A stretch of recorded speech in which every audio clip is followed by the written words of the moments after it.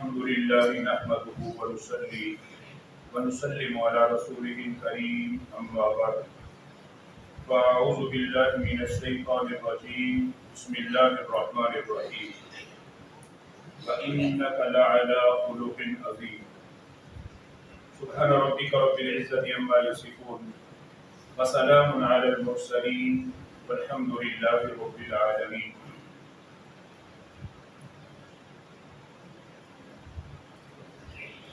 اخلاق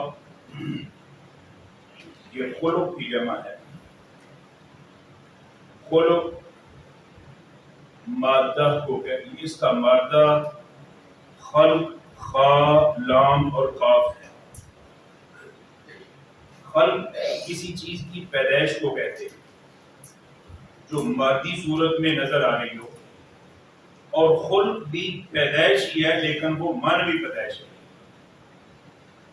یعنی کسی ذات کے اندر جو صفات رکھ دی جائیں، اس میں جو عادات رکھ دی جائیں، ان کو خلق کے ساتھ تعبیر کیا جاتا ہے.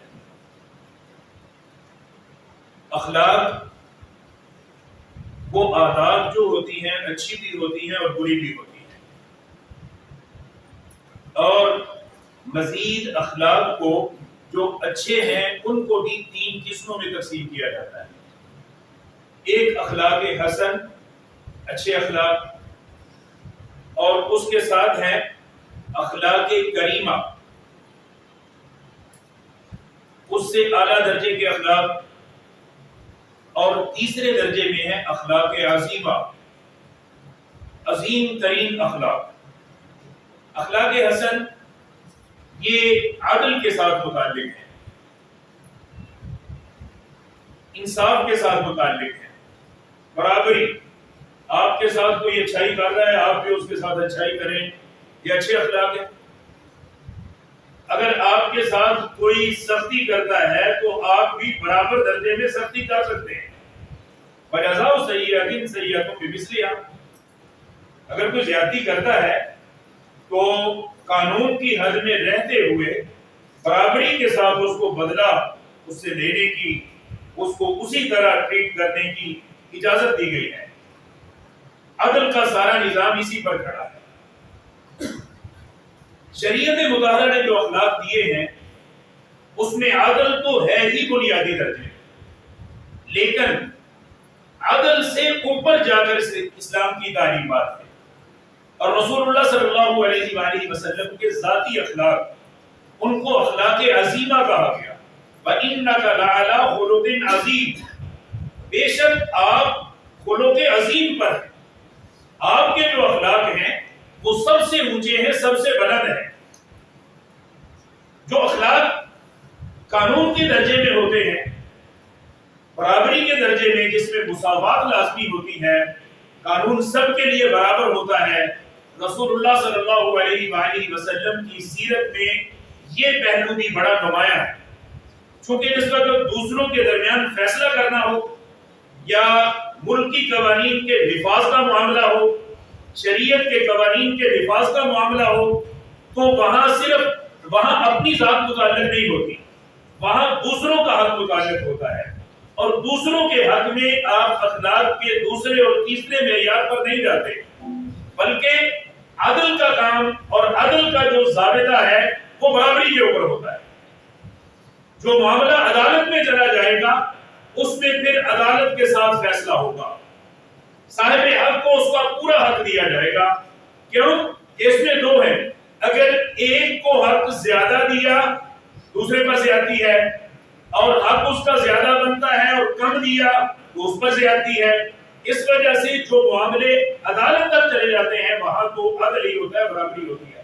اور رسول اللہ صلی اللہ علیہ وآلہ وسلم کی سیرت میں یہ عدل کا پہلو دوسروں کے معاملے میں بڑا نمایاں ہے. آپ صلی اللہ علیہ وسلم تو اخلاق عظیمہ پر تھے نا، آپ تو عدل سے بہت اونچے تھے. آگے مزید میں کچھ مثالیں عرض کرتا ہوں. دوسروں کے معاملے میں یا قانون شرعی کے معاملے میں، اسلامی قانون اور دستور کے معاملے میں عدل حضور صلی اللہ علیہ وآلہ وسلم کا بڑا نمایاں مسئلہ. اللہ اکبر. حدود کا معاملہ جو شریعت میں ہے، یعنی وہ قوانین جن کی سزا اللہ تبارک و تعالی اپنے کلام مجید میں واضح کر دی ہے، رسول اللہ صلی اللہ علیہ وآلہ وسلم نے متعین کر کے بتا دی ہے، ان کو حدود کہتے ہیں۔ یہ بہت تھوڑی ہے، لیکن جب حد کے قابل جرم ثابت ہو جائے تو اس میں کسی کے لیے کوئی گنجائش باقی نہیں رہتی۔ ایک خاتون کا جرم ثابت ہو گیا کہ اس نے چوری کی ہے، تو اب چوری کی سزا اس پر نافذ ہونی ہے کہ اس کا ہاتھ کاٹا جائے گا۔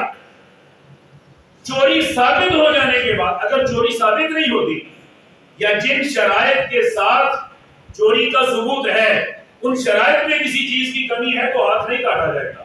وہ قانونی ایسے ہے، دستوری ایسے ہے، جس قانون میں ہے کہ ہاتھ کاٹا جائے گا وہ جرم ثابت ہو چکا۔ اب کسی کے لیے کوئی رعایت نہیں، خواہ وہ بادشاہ ہو، خواہ وہ وزیر اعظم ہو، صدر ہو، کسی منصب کے اوپر ہو، کوئی منصب بھی اس کو بچا نہیں سکتا، کسی عہدہ کوئی عہدہ اس کو بچا نہیں سکتا، حتیٰ کہ کسی غریب کی غربت ترس کھا کے بھی اس کو بچا نہیں سکتا۔ اللہ کو جو قانون ثابت ہو گیا اس وقت اس کو اسی طرح نافذ کرنا ہے۔ اور حضور کی زندگی میں یہ کیا ہے، آپ صلی اللہ علیہ وآلہ وسلم کے سامنے جب ایک عورت کا قصہ آتا ہے کہ اس نے چوری کی ہے اور چوری اس کی ثابت ہو گئی ہے، اب اس کا ہاتھ کاٹا جائے گا۔ اور دوسری طرف یہ کہ وہ عورت کو بڑے عظیم خاندان سے ہے، بڑے معزز خاندان سے ہے۔ اب لوگوں نے سر جوڑے، آپس میں محنت کوشش ہونے لگی کہ کسی طریقے سے اس خاتون کو بچایا جائے۔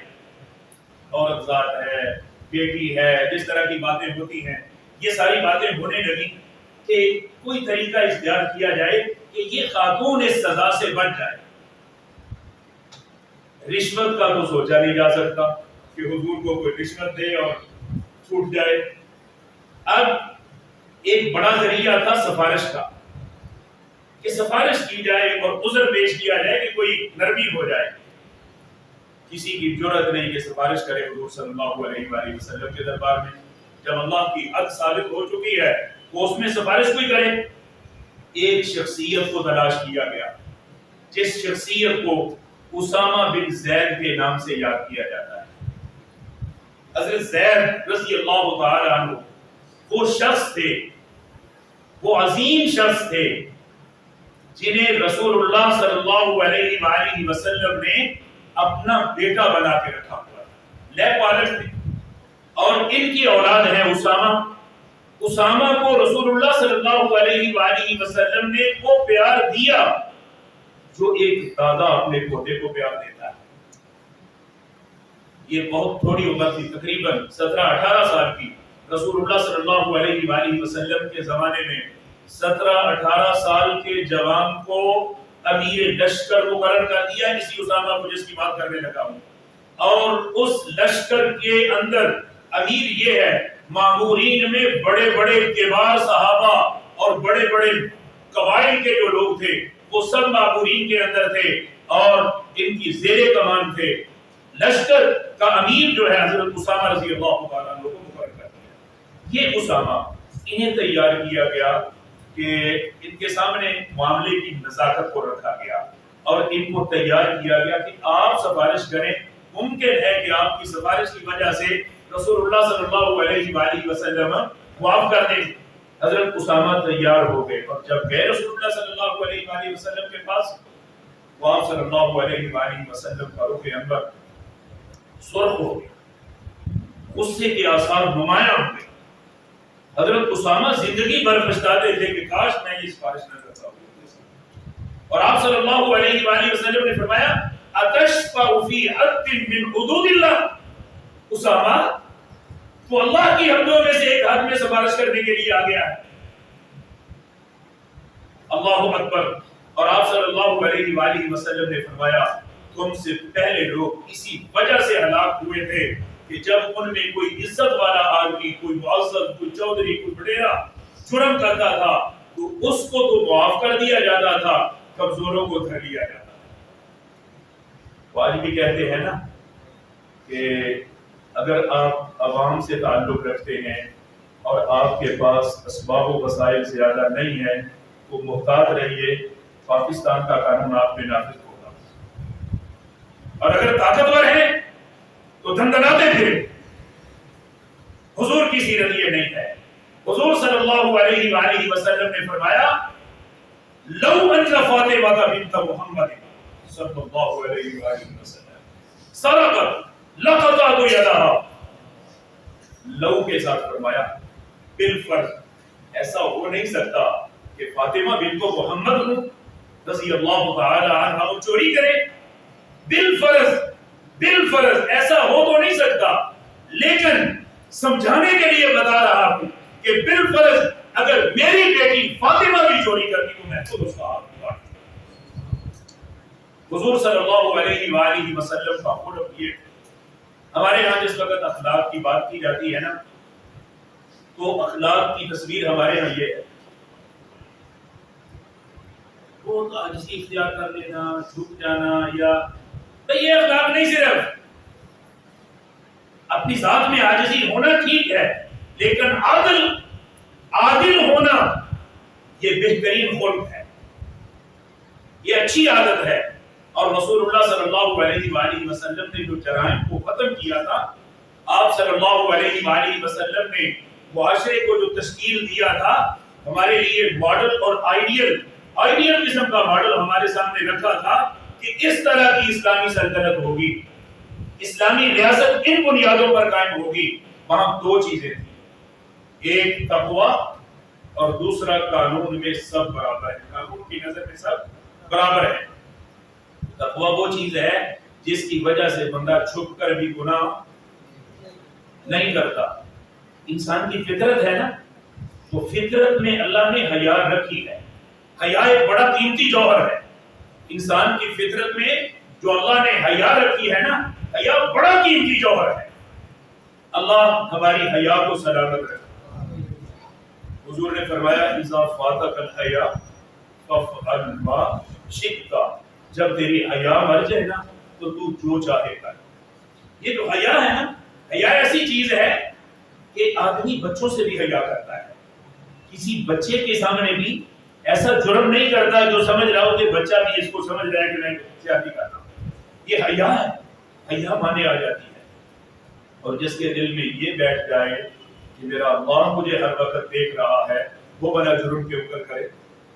پہلی بات تو یہ کہ حضور نے تلاوت کے ساتھ, قرآن مجید سمجھانے کے ساتھ, حکمت و دانائی کے ساتھ تزکیہ کر دیا تھا, تقوی دلوں میں پیدا کر دیا تھا, جس کی وجہ سے کوئی چپکے میں بھی جرم کرنے کے لیے تیار نہیں تھا. اور بالفرض اگر کسی سے کوئی جرم ہو گیا, یہ صحابہ کرام رضوان اللہ تعالی اجمعین بھی اللہ کی نگاہ میں بڑے عظیم لوگ, بڑی عظیم شخصیات ہیں. حضور صلی اللہ علیہ وآلہ وسلم کا اسوہ صحابہ کی زندگی کو ساتھ ملا کے نتھی کر کے پورا ہوتا ہے.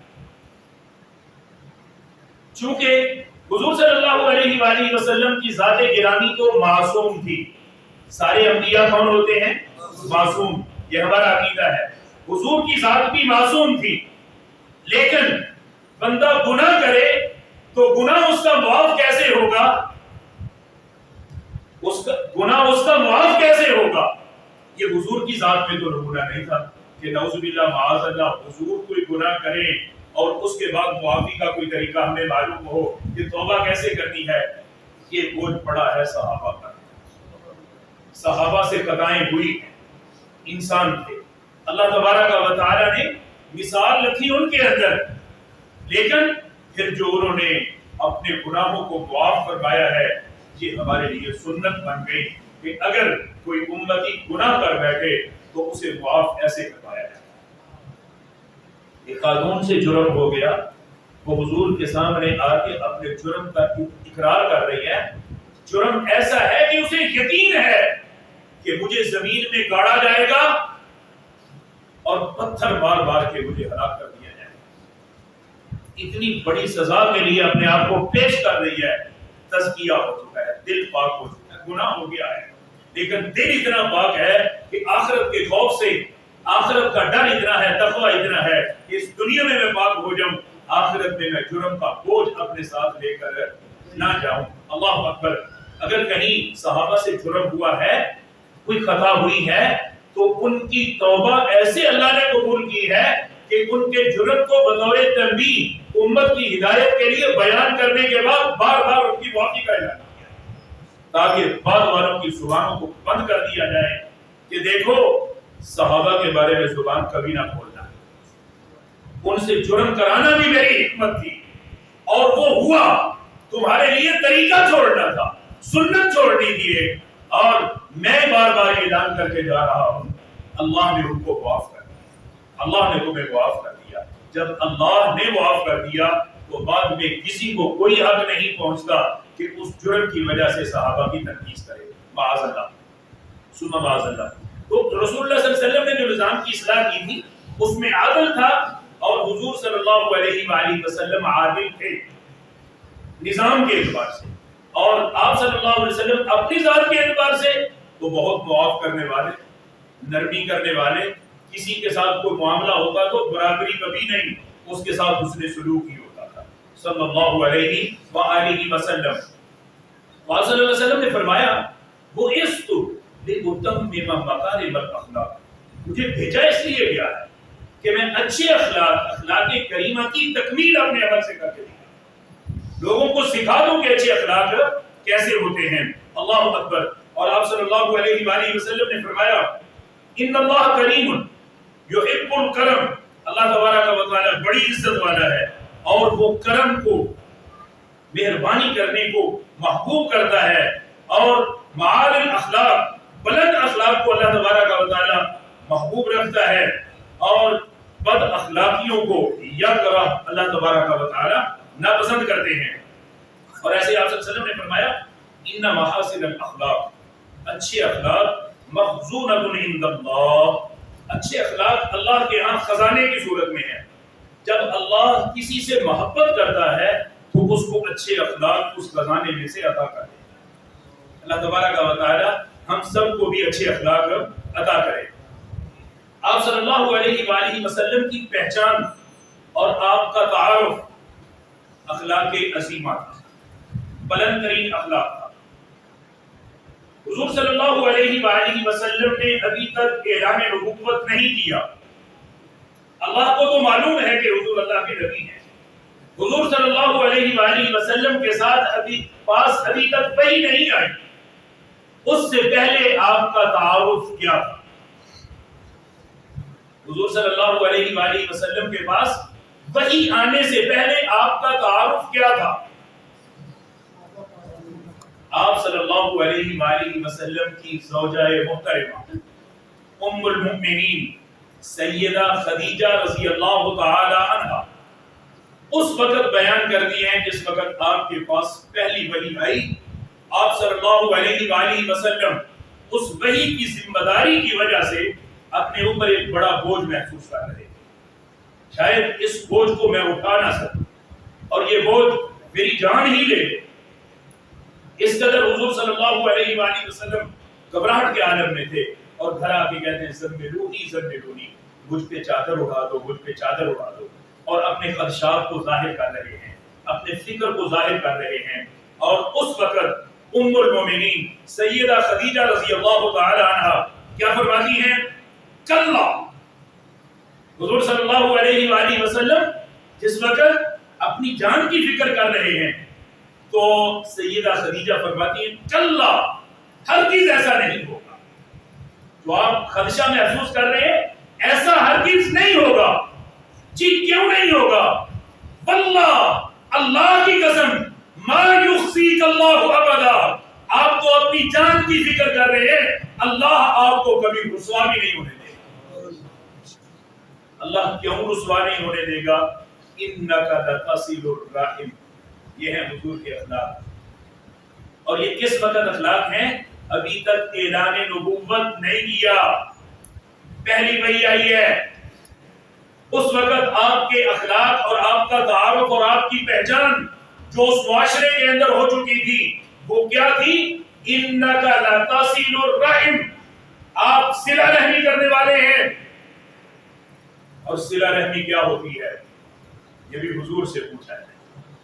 لیس الواصل بالمکافی، لیس الواصل بالمکافی، مکافات والا، برابری کرنے والا، یہ صلہ رحمی کرنے والا نہیں ہے۔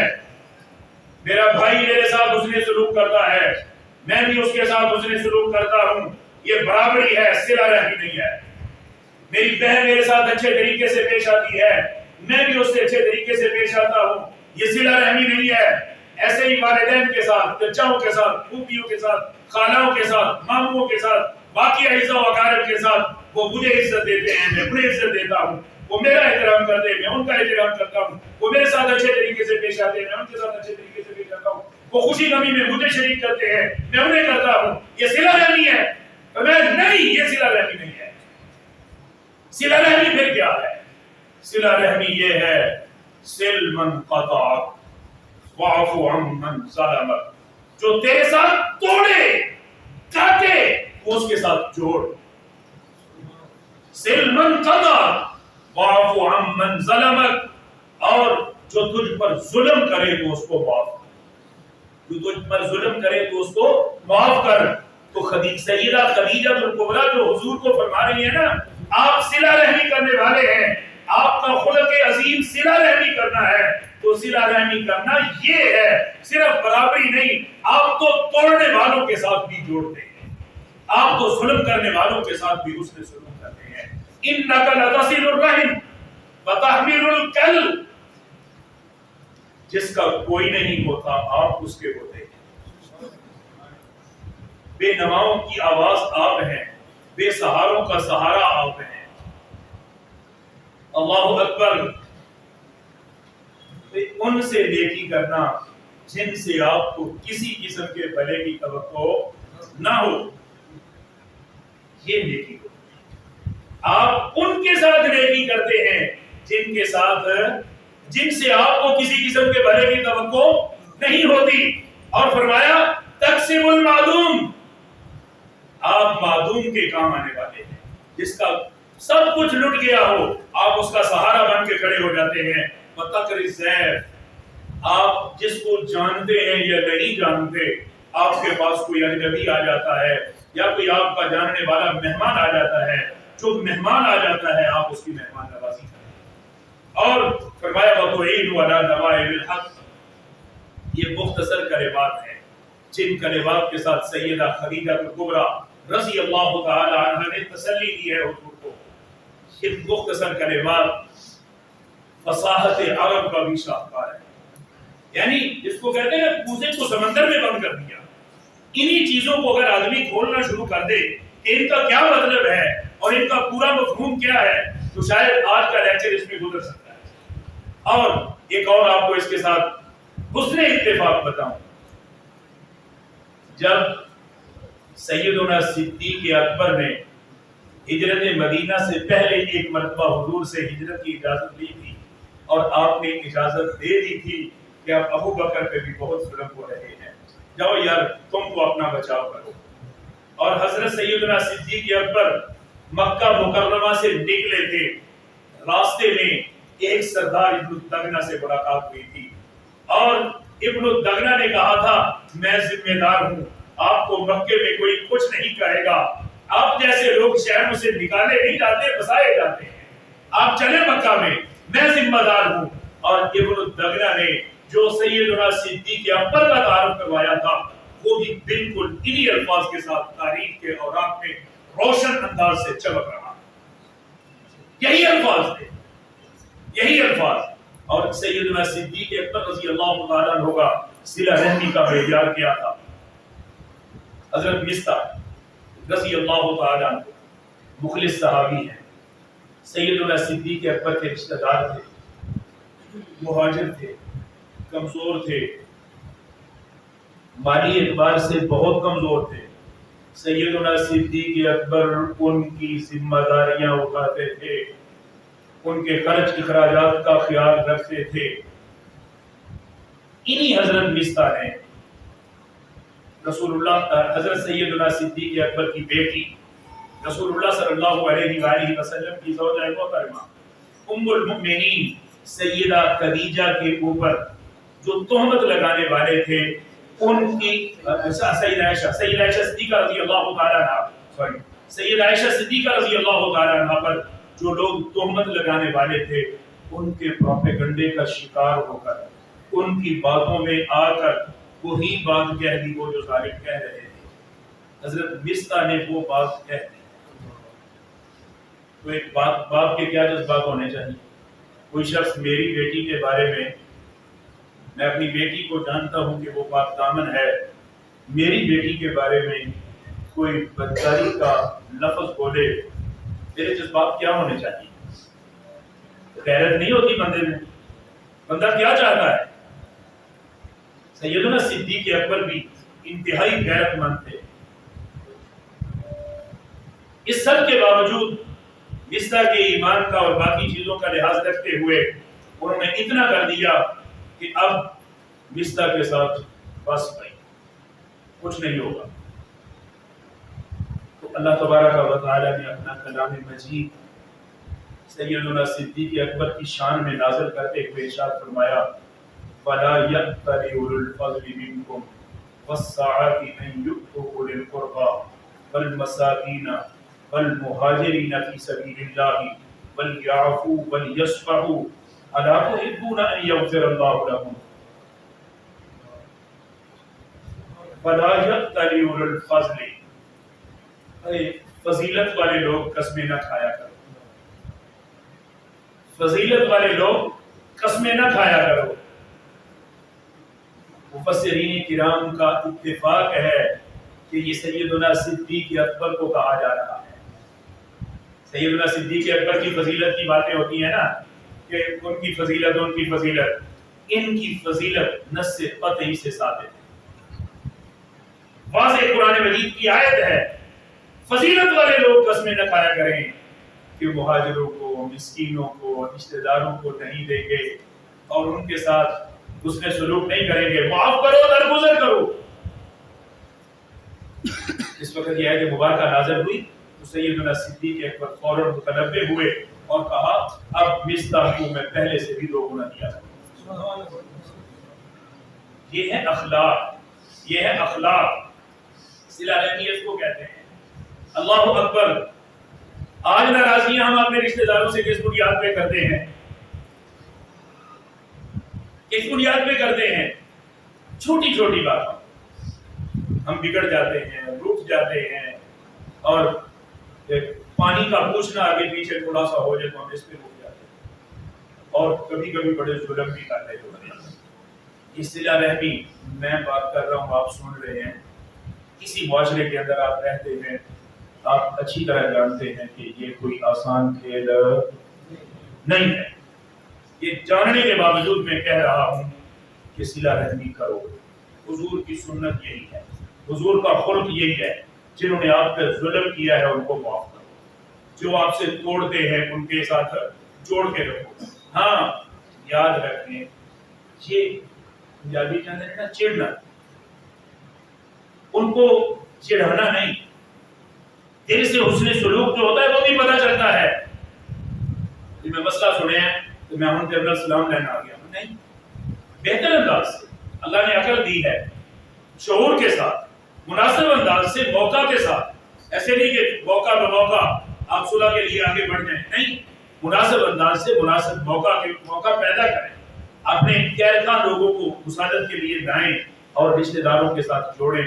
حضور کا اخلاق صلہ رحمی ہے، اور یہ اس وقت سے ہے کہ ابھی تک حضور صلی اللہ علیہ وسلم نے اعلان نبوت نہیں فرمایا تھا۔ اللہ اکبر۔ اور حضور کا تعارف ہی یہ تھا کہ آپ بلند اخلاق والے ہیں۔ ایک صحابی ہیں حضرت ابو ذر غفاری رضی اللہ تعالیٰ، یہ اپنے قبیلے کے سردار تھے، بڑے دانا آدمی تھے، بڑے سمجھدار تھے، پنجابی نے جو پریا پنچایت کا بندہ، دور دور سے لوگ ان کے پاس آتے تھے اپنے مسائل لے کر اور وہ حل کرتے تھے۔ قبیلہ غفار کے سردار ہیں، بڑے مصروف ہیں، حضور کی خبر سنتے ہیں تو اپنے بھائی کو بھیجتے ہیں، جاؤ جا کے خبر لے کے آؤ، ایک شخص نے مکے میں نبوت کا دعویٰ کیا ہے، وہ شخص کیسا ہے اور کون ہے؟ ان کے بھائی آتے ہیں اور چند دن مکے میں ٹھہرتے ہیں، آپ سے ملاقات کرتے ہیں، احوال کی خبر لیتے ہیں، اور احوال کی خبر لینے کے بعد جس وقت اپنے بھائی کے پاس جا کے رپورٹ کرتے ہیں اور بتاتے ہیں تو وہ کن الفاظ کے ساتھ حضور کا تعارف کرواتے ہیں. فرمایا میں نے انہیں دیکھا ہے یأمر بمکارم الاخلاق، یأمر بمکارم الاخلاق، ان کے اپنے اخلاق تو عظیم ہیں ہی، وہ دوسروں کو بھی عظیم ترین اخلاق پر لانا چاہتے ہیں. صلی اللہ علیہ وآلہ وسلم بعثت لأتمم مکارم الاخلاق، مجھے بھیجا اس لیے گیا ہے تاکہ میں اچھے اخلاق کی یہ تعلیم دوں اور تکمیل کر کے جاؤں. اور اس کے بعد ابو ذر غفاری رضی اللہ تعالیٰ ابھی مسلمان نہیں ہوئے، بھائی کو کہتے ہیں یار تیری رپورٹ پہ مجھے کچھ اطمینان نہیں ہوا، میں خود جاتا ہوں. تیاری کی، رخت سفر باندھا، مکہ مکرمہ پہنچ گئے. لیکن بھائی سے اتنا پتا چل چکا تھا کہ مکہ کی فضا حضور کے موافق نہیں ہے اور حضور کے ساتھ ملنے والوں کے موافق بھی نہیں ہے. یہ گئے 3 دن جا کے مکہ مکرمہ میں ٹھہرے رہے ہیں. ایک دن خانہ کعبہ میں گزر گیا. حضرت علی رضی اللہ تعالیٰ کو کافی دیر سے خانہ کعبہ سے نکلتے ہیں، یہ بیٹھے ہوئے ہیں اور حضرت علی رضی اللہ تعالیٰ کو ان کو دیکھ کر آپس میں جس طرح آنکھیں ملتی ہیں اور چلے جاتے ہیں، بات چیت کوئی نہیں ہوتی.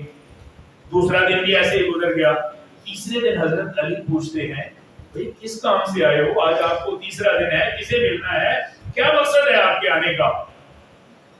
تو عرض کر دیا کہ جناب میں تو اس کام کے لیے آیا. حضرت علی بھی کہنے لگے کہ آپ میرے ساتھ آ جائیں، میں آپ کی ملاقات کروا دیتا ہوں، لیکن طریقہ یہ ہوگا کہ میں آگے آگے چلتا جاؤں گا، کسی کو احساس نہ ہونے پائے کہ آپ میرے ساتھ آ رہے ہیں. اگر کہیں سے میں نے خطرہ محسوس کیا تو میں کسی بہانے سے آگے پیچھے ہو جاؤں گا، آپ اپنی چال سیدھے چلتے جائیں. جوتا وغیرہ ٹھیک کرنے کے بہانے میں بیٹھ جاؤں گا. پھر آخر حضور صلی اللہ علیہ وآلہ وسلم کے پاس چلے گئے. جب حضور کے پاس چلے گئے ہیں، بات چیت ہوئی ہے، شرح صدر ہو گیا ہے. حضور صلی اللہ علیہ وآلہ وسلم نے کہا ابھی ہمارا معاملہ سختی میں چل رہا ہے، آپ اپنے قبیلے میں تشریف لے جائیں اور اچھے اخلاق میں جا کے سکھائیں.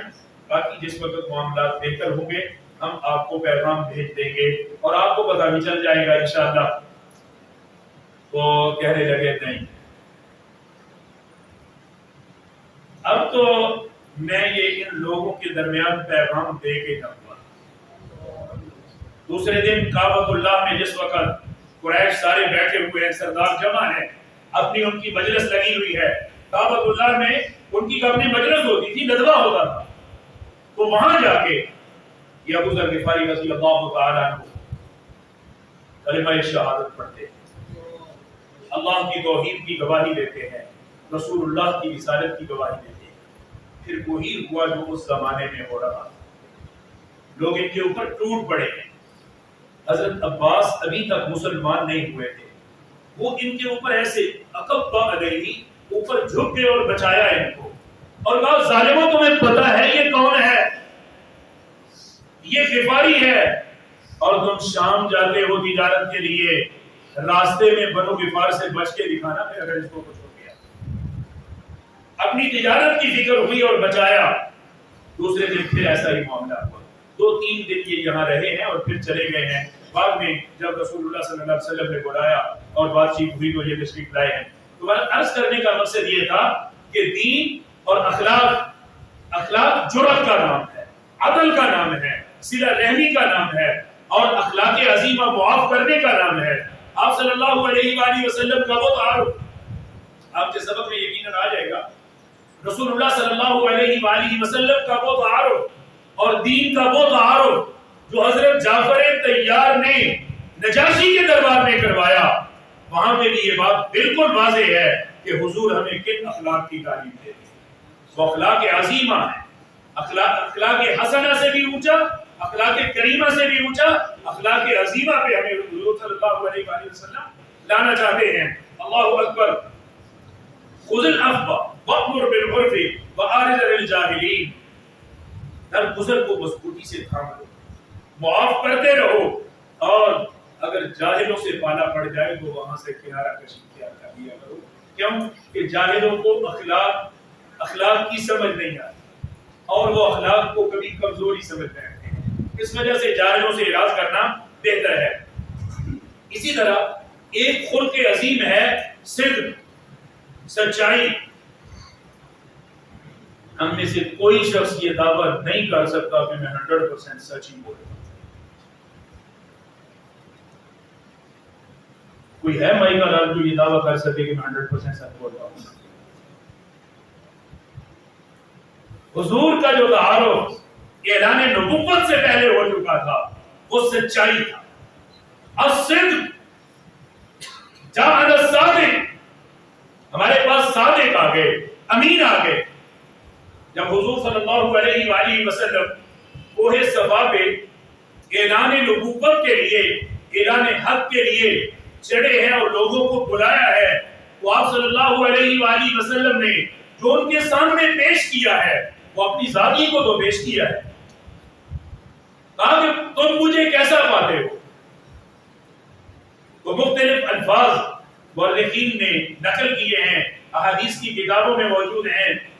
جربنا کا میراما ما وجدنا فیکا الا صدقا، ہم نے آپ کو بارہا آزمایا ہے، سوائے سچائی کے ہم نے آپ میں کچھ نہیں دیکھا۔ اور کہیں نقل ہے ما جربنا علیکا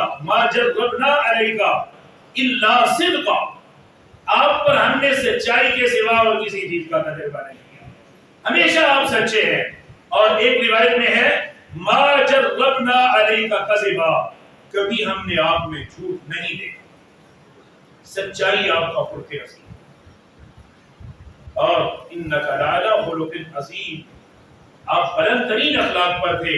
سچائی کی سب سے بلند درجے کی حضور صلی اللہ علیہ وآلہ وسلم کی سیرت ہے۔ اسی طرح تنگدستوں کی مدد کرنا، تقسیم المعدوم، رسول اللہ صلی اللہ علیہ وآلہ وسلم کی سیرت میں بڑا نمایاں ہے۔ کئی واقعات سیرت کے ہیں جس کے اوپر ہیں، اور پھر اس انداز سے خدمت کرنا کہ کسی کو محسوس بھی نہ ہو۔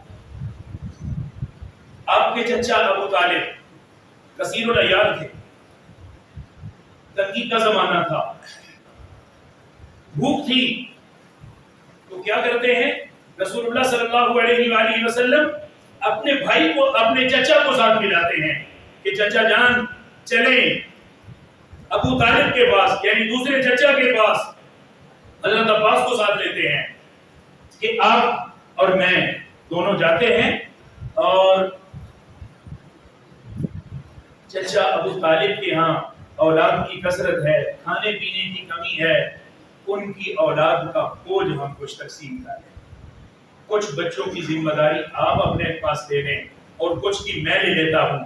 جعفر بن ابی طالب حضرت عباس کے پاس اور حضرت علی بن ابی طالب رسول اللہ صلی اللہ علیہ وآلہ وسلم کے پاس جو آئے تھے وہ اس غرض سے آئے تھے، یعنی کمزوروں کی مدد کرنا، تنگدستوں کے کام آنا، اور مہمان نوازی تو اس انداز میں تھی کہ جب حضور صلی اللہ علیہ وآلہ وسلم مدینہ طیبہ تشریف لے گئے ہیں، مدینہ طیبہ میں رسول اللہ صلی اللہ علیہ وآلہ وسلم نے جو اسلام کا تعارف کروایا ہے، اپنا ذاتی تعارف تو تھا ہی، اسلامی تعلیمات کا جو تعارف کروایا ہے وہ یہ اطعموا الطعام، افشوا السلام، اطعموا الطعام وصلوا باللیل والناس نیام، لوگوں کو السلام علیکم السلام علیکم کہو، لوگوں کو کھانے کھلاؤ، رات کو اٹھ کے نمازیں پڑھا کرو اس وقت لوگ سوئے ہوئے، راتوں کو اٹھ کر نمازیں پڑھا کرو جس وقت لوگ سوئے ہوئے ہوں۔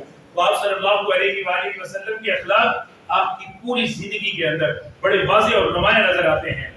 امانت ہونا، امانت دار ہونا، امین ہونا، یہ آپ کا بڑا واضح وصف تھا۔ آپ کا خلق عظیم ایسا ہے، اللہ اکبر، ہمیں اپنے آپ کا بھی ساتھ ساتھ جائزہ لینا ہوگا کہ ہم کتنے امانت دار ہیں۔ آج کوئی شخص کسی پر بھروسہ نہیں کرتا، کیوں؟ اس کو خطرہ ہے۔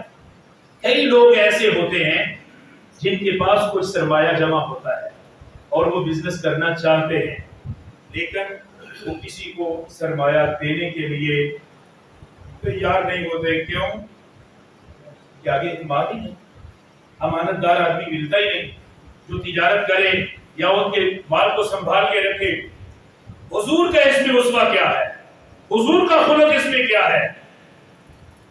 آپ صلی اللہ علیہ وآلہ وسلم جب مکہ مکرمہ سے ہجرت کر رہے ہیں، حضرت علی کو اپنے بستر پر لٹایا ہے رضی اللہ تعالیٰ عنہ.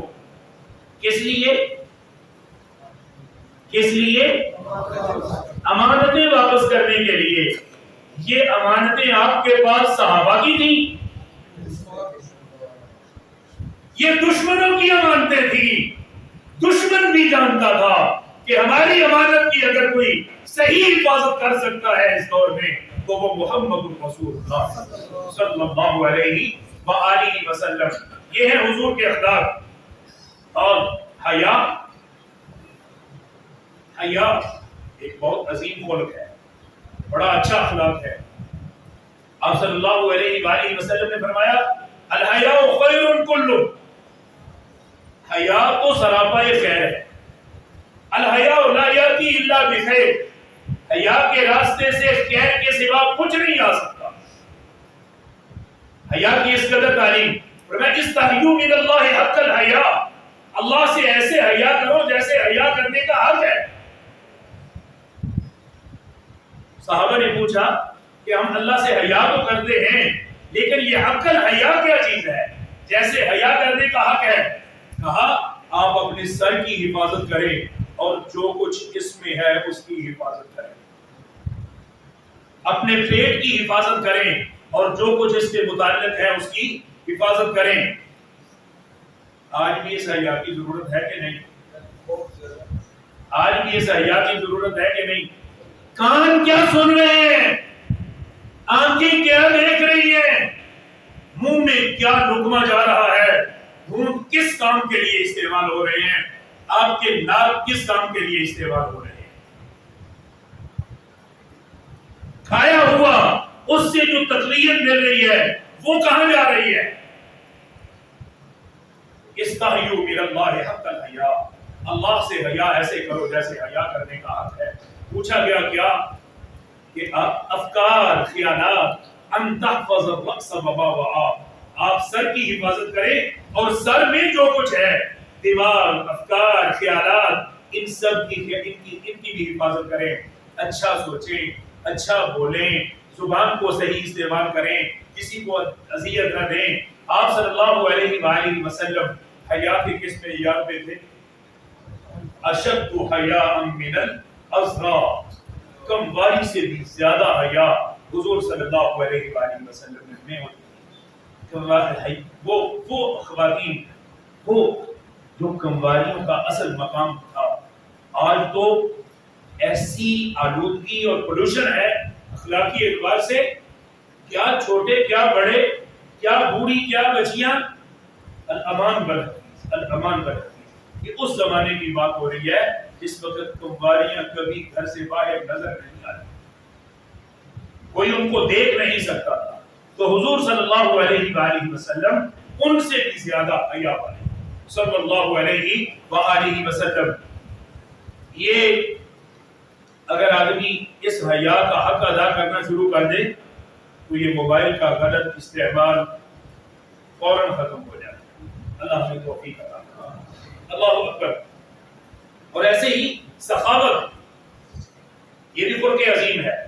حضور کی سخاوت کا کیا حال ہے؟ کبھی کسی سائل کو نہ تو کیا ہی نہیں، پاس ہے تو دے دیا، نہیں تو وعدہ کر لیا. اور بسا اوقات ایسا ہوا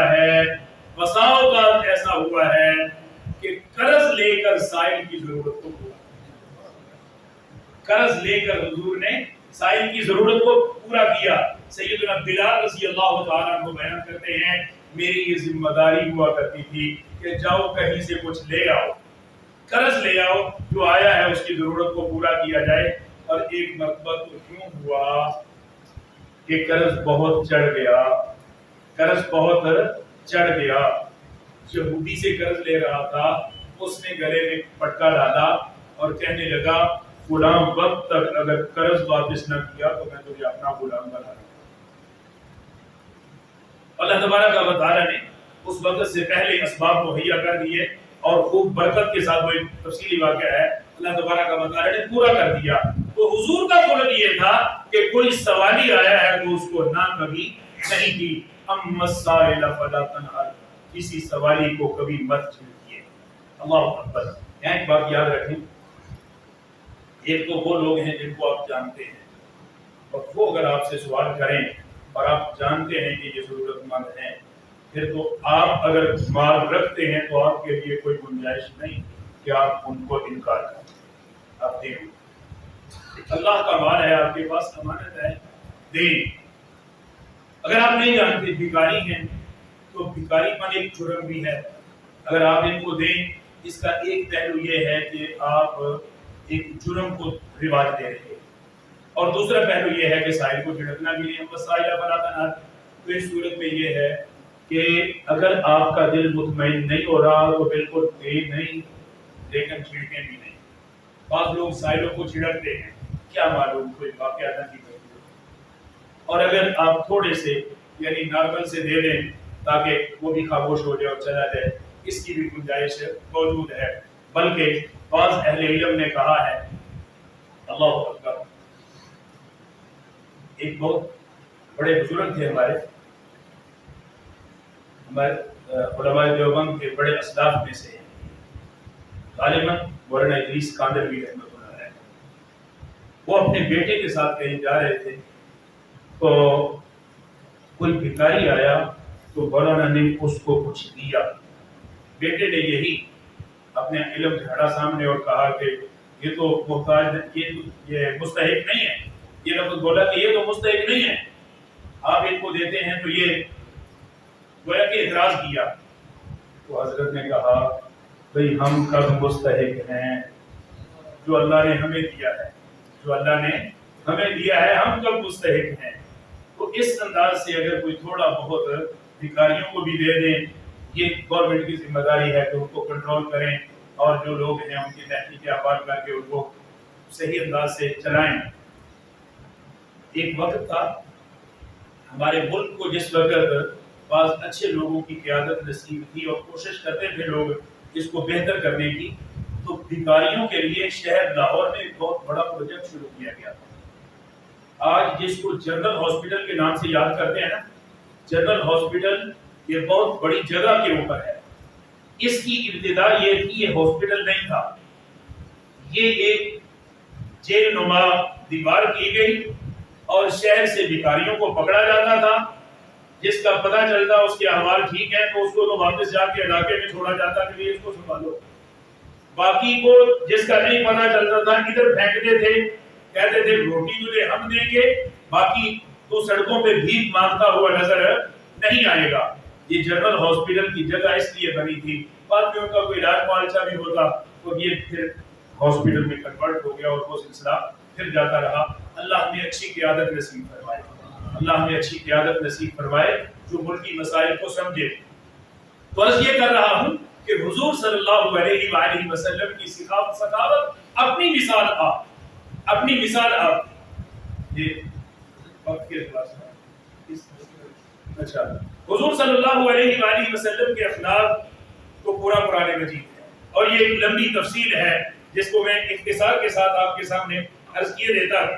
آپ صلی اللہ علیہ وآلہ وسلم زبان کی حفاظت کرتے تھے، کبھی زبان کو غلط استعمال نہیں کیا، تانا کبھی نہیں دیا، اور یہ فرمایا کہ مومن بھی تانا نہیں دیتا، لعنت نہیں کرتا، فحش کوئی نہیں کرتا، عصیان نہیں کرتا۔ اور شجاعت و بہادری یہ اخلاق صرف کمزوری نہیں ہے، صرف اخلاق کا مطلب جھک جانا ہی نہیں، لیکن جس موقع پہ کھڑا ہونے کی ضرورت پڑے وہاں پورے قد کے ساتھ کھڑے ہو جانا، یہ بھی اخلاق ہیں۔ حنین کا موقع ہے، آپ اپنے سبق میں اس تفصیل کو یقیناً پڑھیں گے۔ آپ صلی اللہ علیہ وآلہ وسلم سے آپ صلی اللہ علیہ وسلم پہ ایسا حال آیا ہے کہ حوازن کے تیر اندازوں نے لوگوں کے رخ پہ دیے ہیں، حضور اکیلے کھڑے رہ گئے ہیں سوائے 4-5 صحابہ کے آپ کے پاس۔ آپ صلی اللہ علیہ وآلہ وسلم سواری سے اتر پڑتے ہیں اور کہتے ہیں انا النبی لا کذب انا ابن عبد المطلب، اور اللہ سے التجا کرتے ہیں۔ پھر دوبارہ صفیں بنتی ہیں۔ موقع ایسا تھا کہ زمین اپنی وسعتوں کے باوجود تنگی کا منظر پیش کر رہی تھی، لیکن حضور صلی اللہ علیہ وآلہ وسلم کی شجاعت ایسی تھی کہ آپ پورے قد سے وہاں کھڑے تھے اور یہ کہہ رہے تھے کہ میں اللہ کے نبی ہوں، کوئی جھوٹ نہیں ہے، اللہ کا دین غالب آ کر رہے گا۔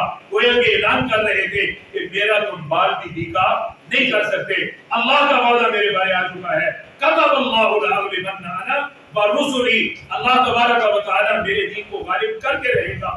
یہ مجھ پر جو بھی مسائل آئیں، جو بھی دکھ آئیں، تکالیف آئیں، یہ ساری آزمائشیں ہونے کے باوجود حضور صلی اللہ علیہ وآلہ وسلم نے بہادری کا دامن نہیں چھوڑا۔ ایسے ہی ایک موقع پر مدینہ طیبہ میں ایک بڑی جلغار ہوئی، شور کی آواز آئی، لوگ گھبرا کر اٹھے اور دیکھنے لگے کہ کیا ہے۔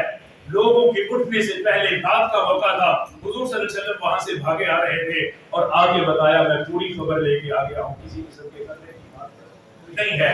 حضور صلی اللہ علیہ وآلہ وسلم کا یہ اخلاق تھا۔